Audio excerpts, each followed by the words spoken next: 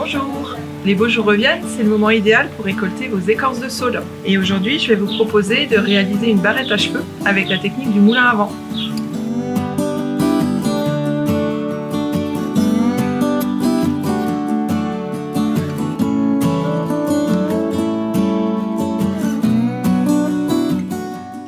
Donc voici ma réserve de brins d'osier qui ont été cueillis début décembre et donc qui ont passé tout l'hiver les pieds dans l'eau. Et là, nous sommes fin avril et c'est le bon moment pour les écorcer. Donc vous voyez, ils ont entamé leur remontée de sève. Il y a les feuilles qui commencent à repartir tout le long de la tige. Et au pied, il y a les racines qui se forment. Donc c'est signe que l'écorce va pouvoir se décoller facilement. Allez, c'est parti pour une petite démo d'écorçage. Donc avec un sécateur, je retire la cime du brin, dont l'écorce ne va pas être assez large pour être utilisée, et puis aussi le pied pour retirer le départ des racines. Ensuite, avec un couteau ou une serpette, j'entaille le brin par le pied pour commencer à le fendre en deux. Maintenant, je positionne mes mains en forme de cœur pour contrôler la vitesse à laquelle je fends le brin. En fait, pour que les deux moitiés soient égales, il faut tirer avec la même force de chaque côté du brin.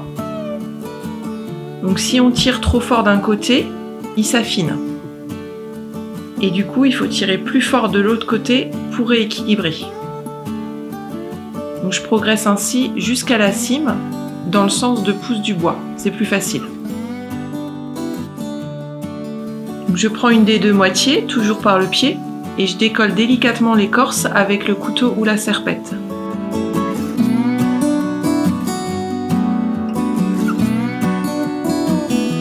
Puis je tire toujours dans le sens du bois et vous voyez comme ici là je peux m'aider de la serpette s'il reste un peu de fibre de coller au passage des feuilles. Quand j'arrive au niveau du pied, j'enroule l'écorce sur elle-même avec sa partie interne vers l'extérieur. En fait, si on laisse sécher l'écorce naturellement, elle va reprendre sa forme d'origine et ce sera plus difficile à stocker et ensuite à remettre à tremper avant de l'utiliser. Et je bloque avec une pince à linge pour laisser sécher. Et voilà, une de plus. Je fais la même chose avec l'autre moitié et dès demain, je pourrai retirer les pinces à linge.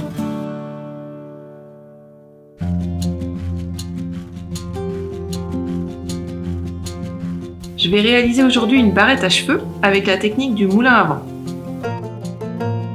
Il me faut un support de barrette, quelques outils, donc une ou deux paires de ciseaux, éventuellement une pince à épiler, une règle et des écorces qu'on va tremper 2-3 minutes dans un bol d'eau tiède. Je recoupe les écorces dans la largeur pour qu'elles fassent toutes 1 cm de large. Et maintenant, j'en coupe une de 35 cm de long et 3 de 25 cm de long. Donc je positionne ma grande bande horizontalement et les 3 plus petites verticalement, côte à côte. Pour le premier motif, je prends la première bande verticale, je la laisse dépasser de 5-6 cm au-dessus de mon index. Puis je reviens l'enrouler sous mes doigts et je repasse de nouveau sur l'index et le majeur, à droite du premier passage. Je bloque avec mon pouce. Ensuite, je prends la grande bande horizontale. Je la passe le long du majeur, sous le passage de gauche et sur celui de droite.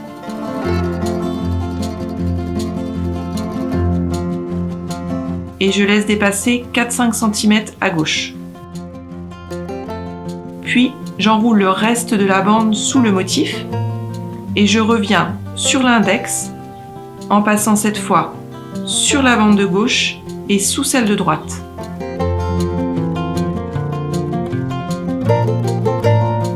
Je serre doucement et je marque les plis de ce premier motif. Voilà ce que ça donne sur l'envers. Je prépare un deuxième motif avec ma deuxième bande verticale que j'insère sur la bande horizontale directement à droite du premier motif en les serrant bien.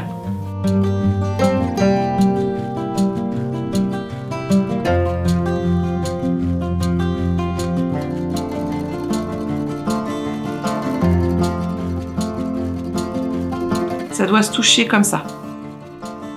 Et je répète l'opération avec un troisième et dernier motif.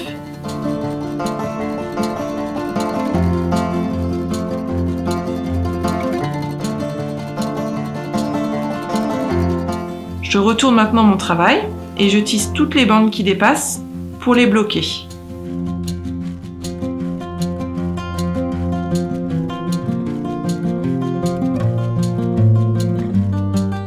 Je coupe au fur et à mesure.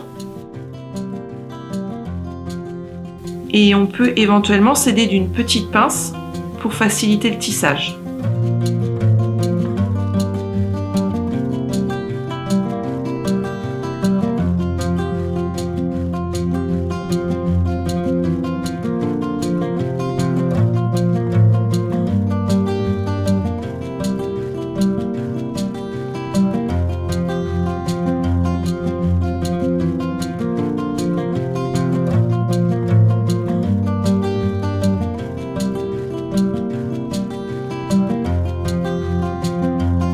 Et voilà, il ne me reste plus qu'à coller mes 3 motifs sur le support de la barrette avec de la colle forte.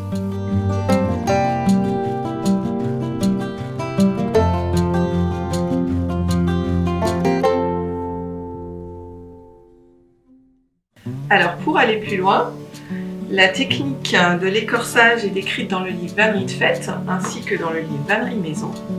Et dans le livre Vannerie Maison, vous allez également en retrouver la technique du moulin à vent qui vous permettra de fabriquer un dessous de plat comme ceci. Et puis si vous n'avez pas d'écorce sous la main, vous pouvez également utiliser des bandes de tissu pour fabriquer vos moulins à vent. Et plus le tissu sera rigide, plus ce sera facile à tresser. Bon tressage et à bientôt!